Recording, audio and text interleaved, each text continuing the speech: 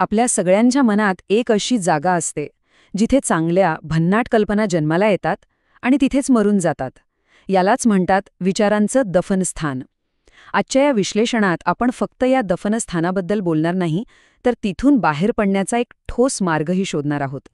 एक भरभराटीला आलेली निर्मिती आणि एक समाधीचा दगड यातला फरक प्रतिभा किंवा नशिबाचा नाही, तो आहे कृतीचा. हे एक वाक्य खरं तर या संपूर्ण चर्चेचा गाभा आहे. लक्षात ठेवा, कृती, फक्त आणि फक्त कृती. तर मग या दफनस्थानातून बाहेर पडायचं कसं?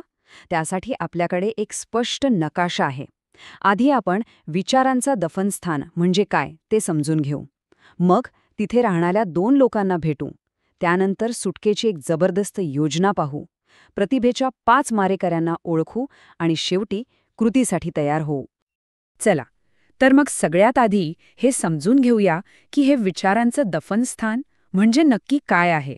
हे फक्त एक बोलण्यापुरतं रूपक नाहीये, तर आपल्या सगळ्यांच्या मनातली एक खरीखुरी जागा आहे. विचारांचं दफनस्थान म्हणजे आपल्या मनाच्या कोपऱ्यातली एक शांत, अंधारी जागा, जिथे काय काय होऊ शकलं असतं या विचारांच्या कबरी आहेत. इथे त्या सगळ्या कल्पना आहेत ज्यांना आपण कधीच प्रत्यक्षात आणलं नाही, ज्यांना कृतीचं खतपाणी घातलं नाही, आणि त्या तिथेच कोमेजून गेल्या. आणि हो, या दफनस्थानात कोणी एकटं नसतं बरं का.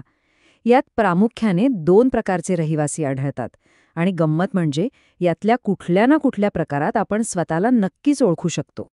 पहिला आहे सतत योजनाकार. हा फक्त प्लान बनवत राहतो, आराखडे तयार करतो, पण कामाला सुरुवात काहीच करत नाही. त्याच्या कबरीवर लिहिलेलं असतं, मी फक्त सुरुवातच करणार होतो. आणि दुसरा आहे भव्यतेने भारावलेला द्रष्टा.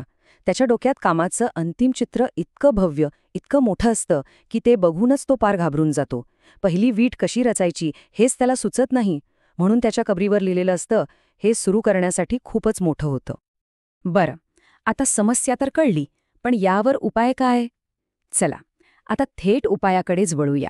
ही आहे एक सोपी पण अत्यंत प्रभावी 3 पायऱ्यांची सुटका योजना. ही आपल्या कल्पनांना त्या अंधाऱ्या जागेतून बाहेर काढून वास्तवात आणायला मदत करेल. या योजनेत फक्त 3 सोप्या पण अत्यंत महत्त्वाच्या पायऱ्या आहेत. पहिल्या पावलाचं विश्लेषण, दुसरी पुढील कृतीचा ट्रेडमिल तयार करणे, आणि तिसरी पहिल्या दिवसाचा विरोधाभास स्वीकारणे. चला, यातली प्रत्येक पायरी जरा सविस्तरपणे पाहूया. पहिली पायरी आणि सगळ्यात महत्त्वाची, हे काम पूर्ण कसं करायचं हा प्रश्नच चुकीचा आहे, तो विचारूच नका. त्याऐवजी स्वतःला विचारा, पुढच्या 10 मिनिटात मी कोणती सगळ्यात लहान भौतिक कृती करू शकेन. हे एक छोटंसं पाऊल तुमच्या कल्पनेला नुसत्या विचारातून बाहेर काढून खरखुरं स्वरूप देतं. म्हणजे मी एक पुस्तक लिहीन असं म्हणण्याऐवजी मी एक डॉक्युमेंट उघडून फक्त एक वाक्य लिहीन, बस. आता दुसरी पायरी, पुढील कृतीचा ट्रेडमिल. बघा, गती हेच निष्क्रियतेवरचं रामबाण औषध आहे. कधीही पूर्ण प्रोजेक्टकडे बघून घाबरायचं नाही.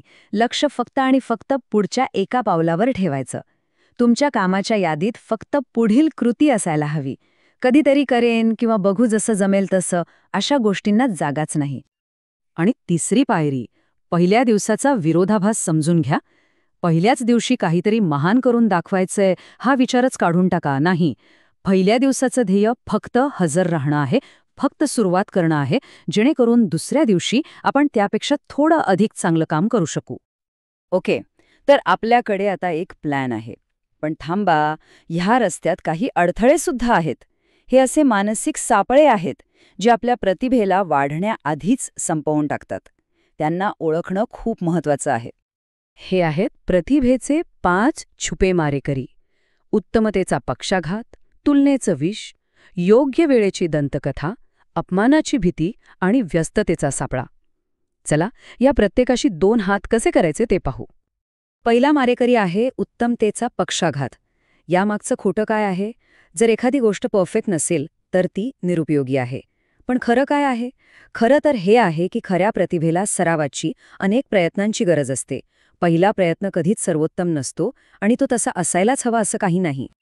दुसरा मारेकरी तुलनेचं विष. हे विष कसं काम करतं? आपण स्वतःला सांगतो, अरेच्या, मी त्यांच्यासारखा कधीच चांगला होऊ शकणार नाही, मग कशाला उगाच प्रयत्न करू. पण सत्य हे आहे की जो माणूस खरंच काही करतो तो स्वतःची तुलना फक्त आणि फक्त स्वतःच्या भूतकाळाशी करतो, दुसऱ्या कोणाशी नाही. तिसरा मारेकरी, आणि हा तर आपल्या सगळ्यांचा आवडता आहे, योग्य वेळेची वाट पाहणं. आपण एक खोटा समज करून घेतो की मी सुरुवात करण्यापूर्वी सगळी परिस्थिती एकदम योग्य असायला हवी. पण सत्य हे आहे की योग्य वेळ म्हणजे पुढची 10 मिनिटं.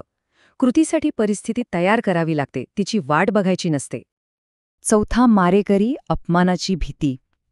ह्यामागे खोटं दडलेलं आहे की मी जर कोणालाच माझं काम दाखवलं नाही तर माझी क्षमता सुरक्षित राहील. पण खरं सांगू, सार्वजनिक अपयश म्हणजे दुसरं तिसरं काही नसून सुधारण्यासाठी मिळणारा जलद अभिप्राय असतो, फीडबॅक असतो. आणि शेवटचा, पाचवा मारेकरी, व्यस्ततेचा सापळा. आपण स्वतःला फसवत असतो. मी खूप बिझी आहे म्हणजे मी खूप प्रोडक्टिव्ह आहे. पण खरं तर आपण अनेकदा फालतू कामांमध्ये इतके व्यस्त असतो की काही नवीन घडवायला, काही निर्माण करायला वेळच नसतो. प्रतिभेला एकाग्र कामाची गरज असते, नुसत्या धावपळीची नाही. तर मग आता आपल्याकडे योजना आहे आणि रस्त्यातले अडथळेही आपल्याला माहीत आहेत. आता वेळ आली आहे ती अंतिम कृतीची, या दफनस्थानातून आत्ताच बाहेर पडण्याची. एक गोष्ट कायम लक्षात ठेवा, तुमच्या कल्पना ह्या कबरीवरचे दगड नाहीत, त्या बिया आहेत. आणि त्यांना तुमच्या सातत्यपूर्ण कृतीची माती, पाणी आणि सूर्यप्रकाशावाय, त्याशिवाय त्या कधीच उगवणार नाहीत.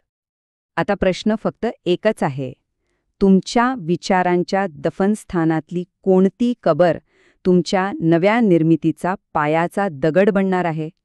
निवड तुमची आहे. विचार करा आणि कामाला लागा.